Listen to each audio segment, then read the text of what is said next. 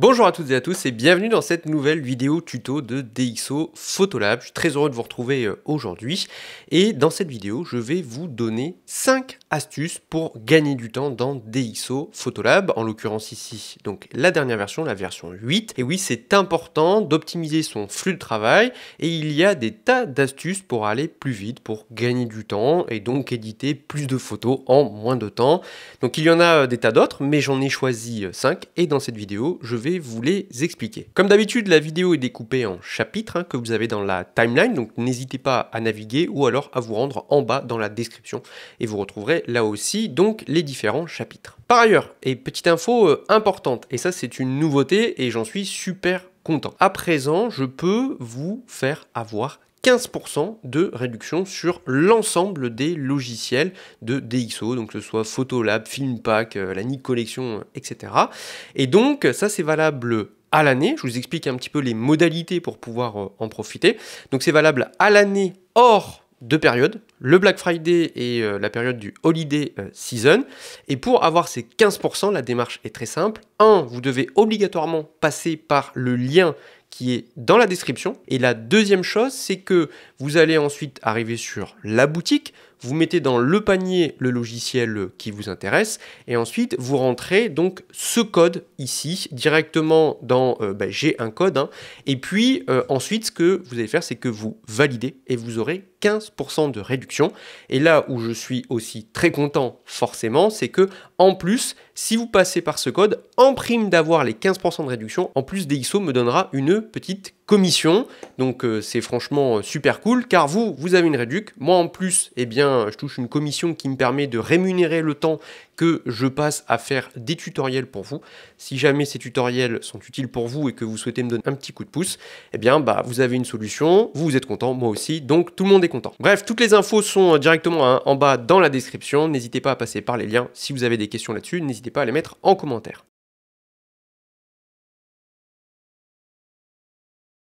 Sans plus tarder, commençons cette vidéo et voyons la première astuce. Alors la première astuce va concerner la photothèque, en l'occurrence comment accéder directement à un dossier qui nous intéresse.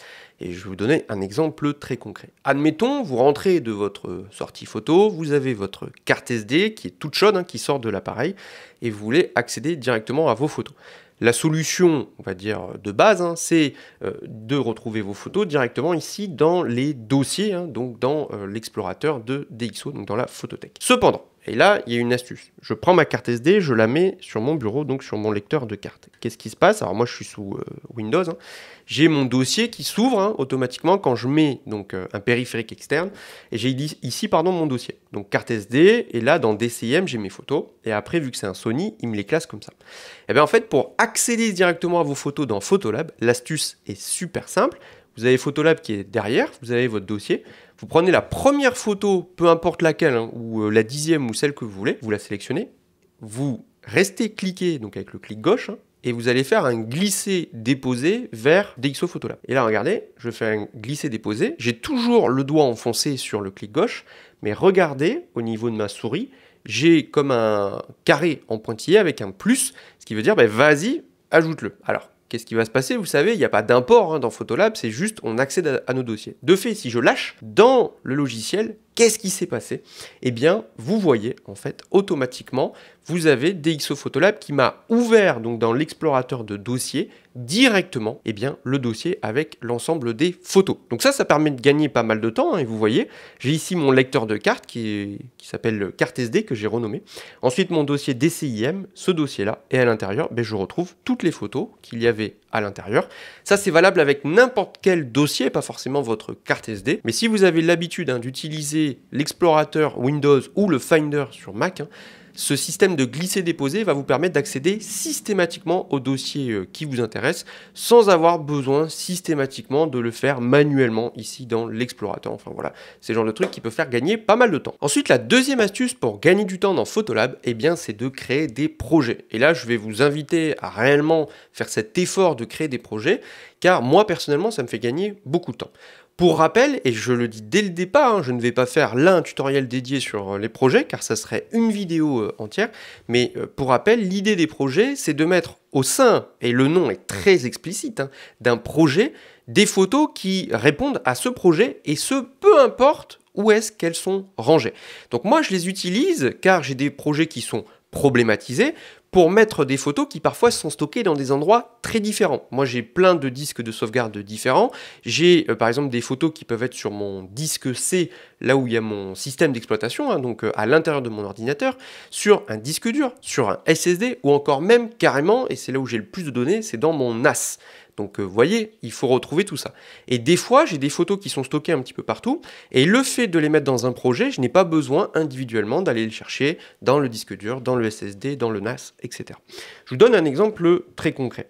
Moi, pour tout ce qui est formation, notamment dans Photolab, eh bien, j'ai créé ici un groupe de projets. Alors les groupes de projets, pour rappel, hein, ce sont les gros dossiers, entre guillemets, les boîtes dans lesquelles nous allons mettre des projets. Alors, je le précise là aussi, pour rappel, on ne peut pas mettre de photos à l'intérieur d'un groupe de projets dans DxO Photolab. Il faut obligatoirement que ça soit dans un projet.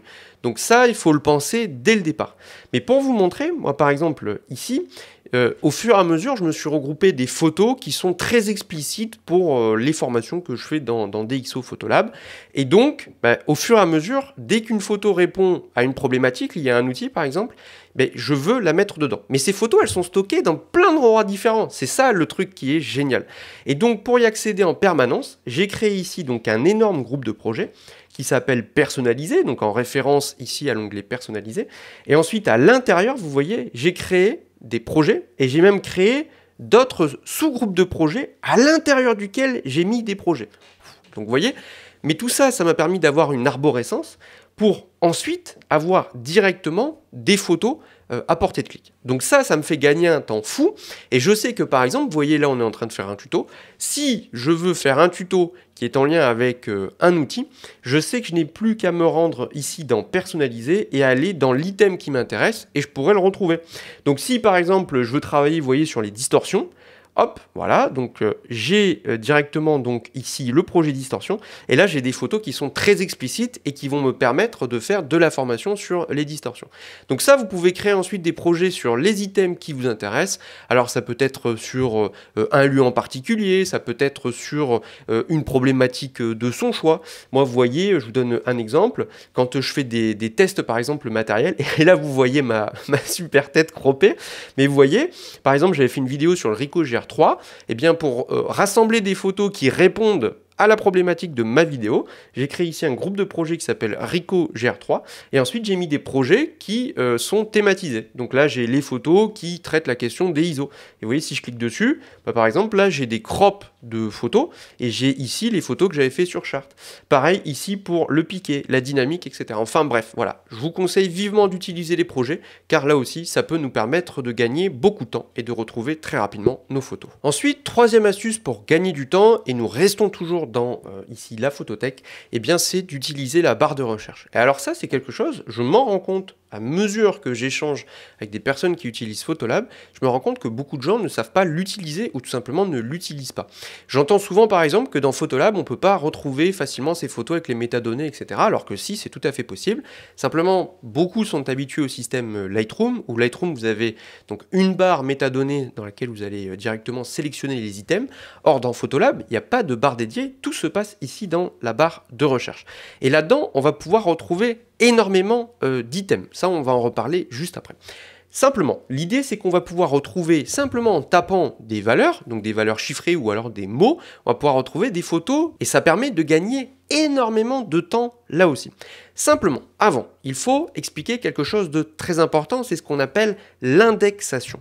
Qu'est-ce que c'est l'indexation? En fait, dans Photolab, vous savez, il n'y a pas de catalogue. C'est-à-dire que c'est pas comme dans Lightroom, où vous avez vos photos qui sont importées, etc. Non. Là, vous avez accès par navigation à l'ensemble de vos espaces de stockage. Et ensuite, le logiciel, vous allez naviguer dans les dossiers, etc. Mais par défaut, il faut partir d'un principe. C'est que quand vous installez DxO Photolab, il ne sait pas ce qu'il y a dans tout ce qu'il y a dans l'explorateur de dossiers. DxO Photolab, par défaut, il est aveugle. Et comment est-ce qu'il y voit? C'est quand vous ouvrez un dossier. Donc, on va se dire donc une chose concrète. Si vous n'ouvrez pas un dossier, DxO Photolab ne saura pas ce qu'il y a dedans. C'est quand vous l'ouvrez, quand les photos s'affichent, que le logiciel va prendre connaissance des photos qu'il y a à l'intérieur, des métadonnées qu'il y a, etc. Si un dossier n'a jamais été ouvert, DxO Photolab ne saura pas ce qu'il y a dedans. De fait, si je fais ici donc une recherche avec la barre de recherche et qu'il ne connaît pas le dossier avec des éléments que je cherche, il ne faudra pas s'étonner que DxO Photolab ne les trouve pas. Voilà. Donc ça, je tiens à le dire, hein, il faut que le logiciel connaisse les photos pour pouvoir les trouver. Mais alors vous allez me dire, ouais, mais ça veut dire qu'il faut à chaque fois ouvrir un dossier. Non, je vous rassure, là il y a une méthode très très simple pour gagner du temps, c'est ce qu'on appelle l'indexation, je vous montre. L'idée c'est que dans votre explorateur, si vous-même vous ouvrez un dossier, comme je dis, ça se fait tout seul, ça y est, il connaît tout ce qu'il y a dedans. Mais si par défaut vous voulez que DxO sache tout ce qu'il y a à l'intérieur d'un méga dossier, ben, l'astuce est la suivante, c'est que par exemple, on va dire, allez, je prends ici MyBook, hein, c'est mon disque dur. Bon, là par exemple, dans le dossier Lightroom, j'ai ici des tas de photos qui ont été stockées. Eh bien, si je veux indexer tout ce qu'il y a à l'intérieur, c'est-à-dire à DxO, prends connaissance de tout ce qu'il y a à l'intérieur sans que moi-même j'ai à cliquer à ouvrir, et regardez si j'ouvre ce dossier, vous allez voir qu'il y a énormément de dossiers thématisés. Vous voyez, il y a tout ça. Eh bien, si je dois à chaque fois tout ouvrir pour que les photos se chargent, etc., ça va me prendre du temps moi-même, hein, d'accord ? L'astuce, c'est que ici, dans ce dossier Lightroom, je fais un clic droit dessus, et ici, je vais cliquer sur indexer. Et indexer, ça veut dire au logiciel, prends connaissance de ce qu'il y a à l'intérieur du point de vue des métadonnées, pour qu'ensuite je puisse les retrouver dans la barre de recherche. Si je clique dessus, là, vous voyez, j'ai cette boîte de dialogue qui s'ouvre, et il cherche. Alors, on va pas se mentir, ça va prendre du temps. Pourquoi ? Parce qu'il y a des milliers et des milliers de photos là-dedans. Alors je vais annuler, mais je pense que vous avez compris l'intérêt. Faites-le une bonne fois pour toutes dans un disque dur par exemple qui est là depuis longtemps. Vous lancez une indexation, alors après en fonction du disque, du volume de photos, etc., ça va prendre plus ou moins de temps, vous allez manger, faire un café, vous balader ou je ne sais quoi, et au bout d'un moment il va terminer, et ça y est, il aura pris connaissance de tout ce qu'il y a à l'intérieur du dossier en question. Voilà. Donc ça c'est quelque chose qu'il faut vraiment prendre en compte, hein, cette question d'indexation. Maintenant, une fois que mon dossier est indexé, je vais pouvoir utiliser ma fameuse barre de recherche. Alors, tout d'abord, hein, il faut savoir que vous avez à l'intérieur de cette barre de recherche toute une famille donc de données, on va dire, que vous pouvez retrouver. Alors, vous l'avez sous les yeux, hein, donc moi je le lis, c'est sur mes notes, donc vous pouvez rechercher dans la barre de recherche tout ce qui touche donc à la marque de l'appareil photo, le modèle de l'appareil, l'objectif, l'ouverture, la vitesse d'obturation, la valeur des ISO, la compensation d'exposition, la focale, même le mode de mesure ou encore la date, et ensuite vous pouvez également chercher donc tout ce qui touche notes et étoiles, donc vous voyez, vous n'êtes pas forcément obligé de passer par tout ce qui est, vous savez, le filtrage hein, que vous retrouvez directement ici dans l'explorateur d'images. Ensuite, les mots-clés, les informations saisies dans les données IPTC, donc ça c'est les données notamment d'auteur, de localisation, etc. Le format, le nom de fichier, format de fichier et nom de dossier. Donc vous voyez, ça regroupe énormément de données différentes. Petite précision, vous ne pouvez pas retrouver dans la barre de recherche, ça c'est un petit truc que je trouve dommage, vous ne pouvez pas retrouver en fait des données qui sont issues à des projets. Donc ça serait cool hein, d'avoir les projets en plus. Voilà. Bon, après en soi les projets hein, ils sont accessibles en un clic, mais ça serait cool d'avoir ça en plus. Donc prenons un exemple pour aller plutôt très vite. La première chose c'est retrouver des photos grâce à tout ce qui touche, vous voyez, aux données de prise de vue. Alors, je vais vous prendre un exemple concret. Je cherche des photos qui ont été prises avec un objectif. Genre, par exemple, un 24-70. Ben, qu'est-ce que je vais taper dans la barre de recherche ? Je vais taper simplement 24. Et alors là, vous voyez, il me propose des valeurs très différentes. Donc, par exemple, ici, il va me proposer 103 photos qui ont un temps de pause égal à 24 secondes. Donc, si je clique dessus, il va m'afficher ces 24 photos. Il va m'afficher aussi, il me propose 2506 photos prises à 24 mm. Et ensuite, vous voyez ici, j'ai donc un objectif, ça c'est le symbole lentille, objectif, un 24-70, 2.8, DG, etc. Vous voyez, hein, donc HSM, Art, hein, donc c'est du Sigma. Là, il y en a 3. Là, j'ai un 24-105, ça c'est le mien, hein, c'est le 24-105 f4 de Sony. Ici, il y a 4499 photos, etc. Donc vous voyez, c'est aussi simple que ça. Ensuite, il y a une autre possibilité, hein, c'est par exemple d'utiliser les mots-clés. Et ça, c'est fondamental, mais vraiment fondamental. Les mots-clés, pour rappel, hein, vous pouvez les attribuer ici, donc en bas à droite. Hein, et si j'ouvre ici mes mots-clés, par exemple, là, j'ai une liste de mots-clés. Alors moi, c'est pas quelque chose que j'utilise, on va dire, au quotidien. Et je commence à m'y mettre sérieusement. Je travaille différemment, mais c'est vrai que les mots-clés, ça peut être très utile. Donc je vous prends un exemple. Quand on est parti en Indonésie, on a visité un marché à Yogyakarta et j'avais tagué sur ces photos-là le mot marché. Bah, si je veux les retrouver, et là vous imaginez, sinon ça veut dire qu'il faudrait que j'aille dans mes dossiers, etc. Je tape juste avec mon clavier, donc marché, alors si je fais pas de faute, hein, et vous voyez ici il cherche, et là vous avez la clé comme mot-clé, et si je clique dessus, il me dit il y a 210 photos. Et si je clique, eh bien en fait là il me met dans la barre de recherche l'élément, et là vous voyez, eh bien dans mon explorateur d'images, j'ai immédiatement 210 photos qui font référence au marché. Et ça, moi, je l'avais fait en amont, hein, donc sur les mots-clés. Donc voilà, utiliser la barre de recherche, c'est gagner beaucoup de temps, notamment soit par les métadonnées, soit par exemple avec les mots-clés, si vous avez l'habitude notamment de les utiliser. Quatrième astuce pour gagner du temps, eh bien, c'est d'utiliser les pré-réglages et surtout de créer les siens. Alors les pré-réglages, hein, comme vous l'avez compris dans le nom, hein, pré-réglage, c'est d'avoir des réglages prédéfinis que l'on peut appliquer de manière automatique. Alors la première chose déjà, c'est où retrouver les pré-réglages. Là, vous avez deux possibilités. La première, la plus explicite, hein, c'est d'aller directement ici en haut à droite, hein, dans appliquer un pré-réglage. Et ensuite, si vous ouvrez, vous avez cette page donc, qui apparaît. Là, vous avez des familles, notamment si vous avez Filmpack, hein, c'est là que apparaissent directement donc, les presets, les pré-réglages qui sont créés dans Filmpack. Et c'est là que vous pouvez les retrouver. Sinon, vous avez aussi les pré-réglages par défaut de DxO. C'est là aussi que vous allez, et on va voir comment faire, hein, retrouver vos propres pré-réglages. La deuxième possibilité, elle est un petit peu plus caché, on va dire, c'est d'utiliser ici donc l'éditeur de pré-réglage sur lequel hein, on peut aussi appliquer donc les pré-réglages, pas simplement les éditer. Alors si vous ne l'avez pas dans votre espace de travail hein, comme palette, il suffit pour l'afficher de cliquer directement ici sur palette hein, et ensuite ici vous cliquez sur éditeur de pré-réglage, vous voyez si je l'enlève ou je le remets et il apparaît et ensuite hein, comme d'habitude vous pouvez le bouger hein, comme bon vous semble. Enfin bref, ça on va en parler d'ailleurs juste après. Mais tout ça pour vous dire que ça peut vous permettre de gagner pas mal de temps. Alors déjà il faut savoir que ces pré-réglages, vous pouvez définir par défaut si vous souhaitez qu'un pré-réglage soit appliqué automatiquement sur toutes vos photos. Et ça vous pouvez choisir. Alors comment faire? Je vous montre.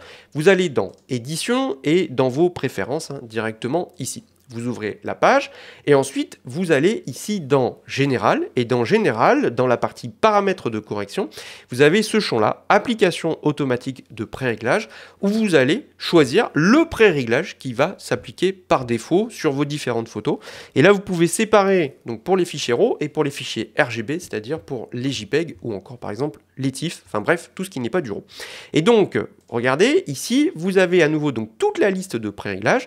Moi, par défaut, ce que j'ai choisi, hein, c'est d'avoir ici donc le paramètre numéro 3, qui est le paramètre général, donc les corrections DxO optiques. Seules, c'est-à-dire en gros les modules optiques, hein, mais pas de correction, pas de profil d'image, etc. Simplement le module optique.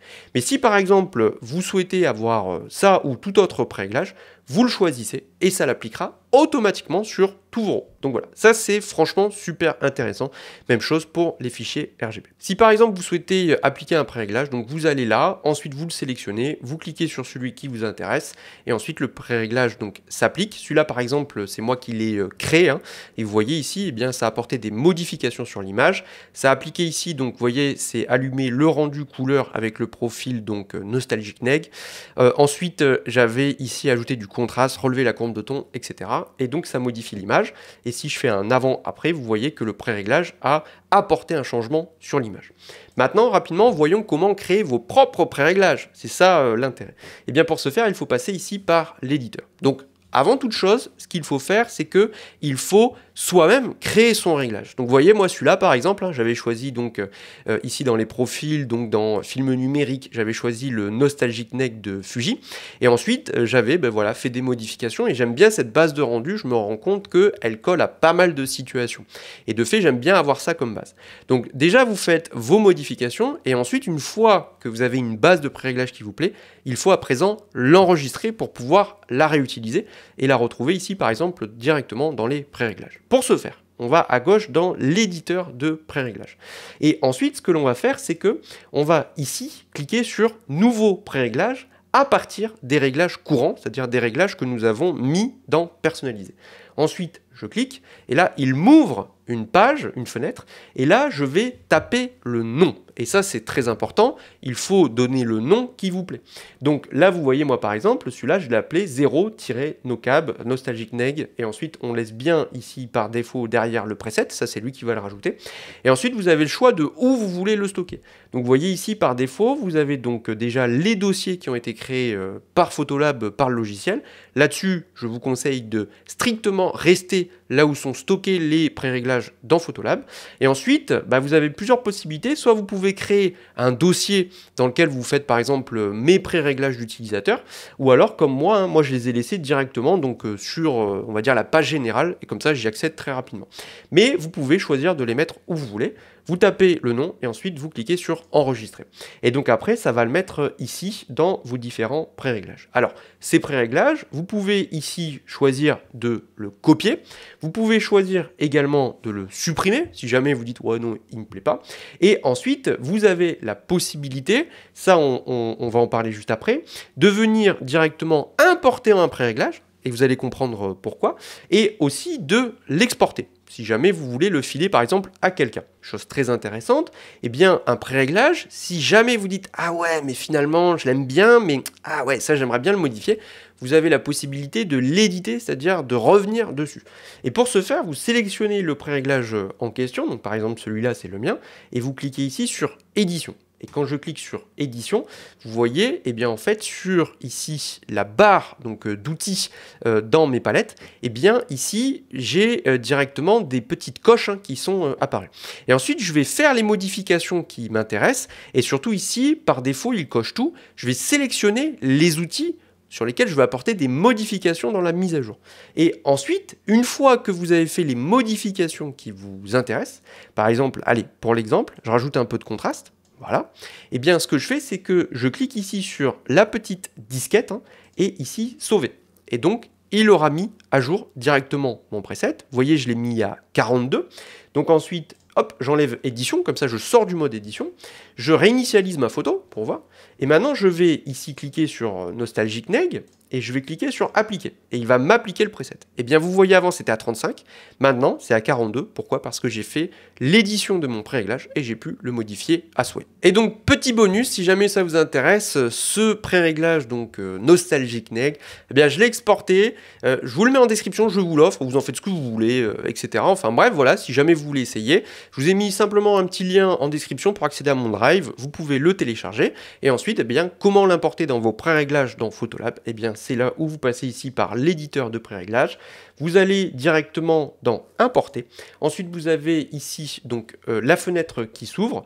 Là, par exemple, moi ici, il est dans mes téléchargements. Vous le sélectionnez, vous cliquez sur Ouvrir et il atterrira automatiquement dans vos pré-réglages. Allez, cinquième et dernière astuce pour gagner du temps dans DxO Photolab, eh bien, c'est de se créer son propre espace de travail pour avoir un flux de travail qui nous est fait sur mesure. Alors, pour rappel, là-dessus, si tout ça est obscur, j'ai fait une vidéo entière sur la page de DxO France, sur laquelle je vous explique pas à pas comment créer votre propre espace de travail. Et si tout ça est un petit peu flou pour vous, regardez d'abord cette vidéo et ensuite revenez ici et je pense que tout sera plus clair. Mais pour rappel, quand même, quelques mots de vocabulaire pour être bien au point. L'espace de travail, ça correspond donc à l'interface d'édition dans l'onglet personnalisé. Et ça, vous allez pouvoir vous créer votre propre interface avec à l'intérieur de cet espace les palettes de votre choix. Les palettes, donc ce sont ici, vous savez, toutes les barres noires et quand vous les ouvrez, vous mettez dedans des outils, des fonctionnalités. Et donc, par défaut, vous avez deux espaces de travail dans DxO Photolab. Vous avez le standard et le advanced. Le standard, ce sont des outils basiques d'édition. Le advanced, vous avez 100% des outils.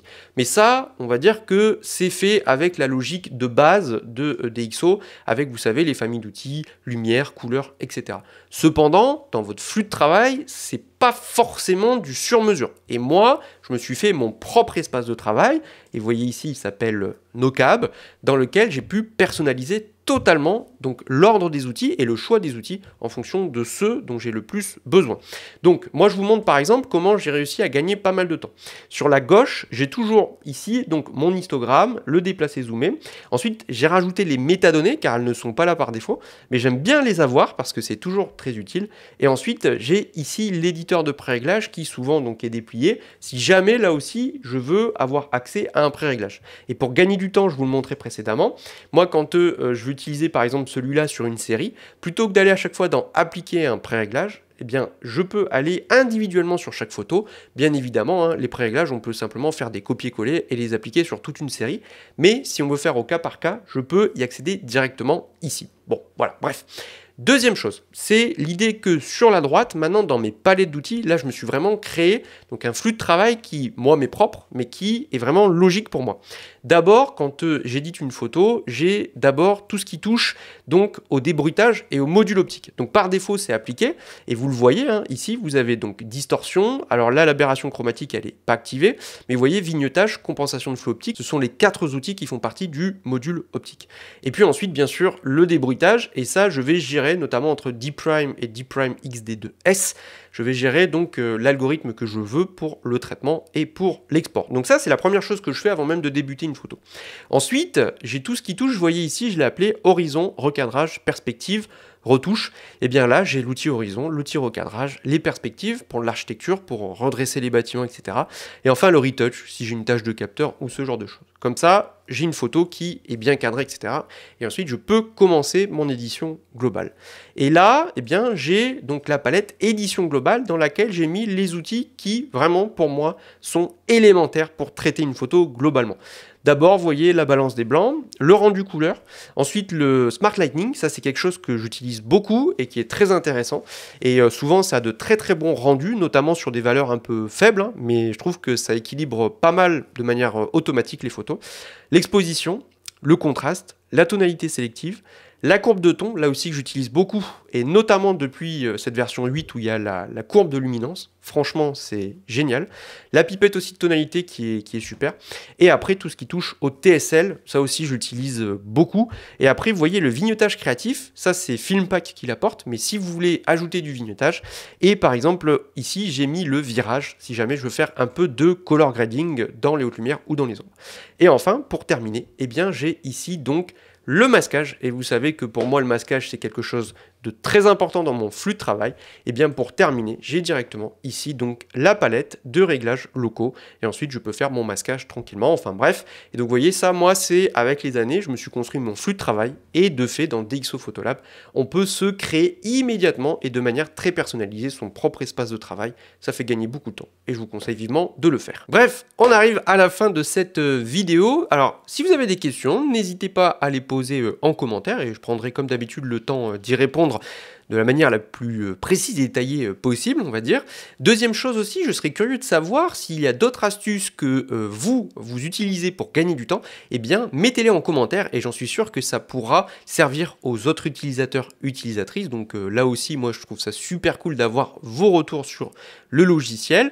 Et puis, dernière chose, hein, je vous rappelle que si vous le souhaitez, vous pouvez avoir 15% de réduction sur donc les logiciels de votre choix. Là aussi, je le rappelle, les modalités sont directement en description.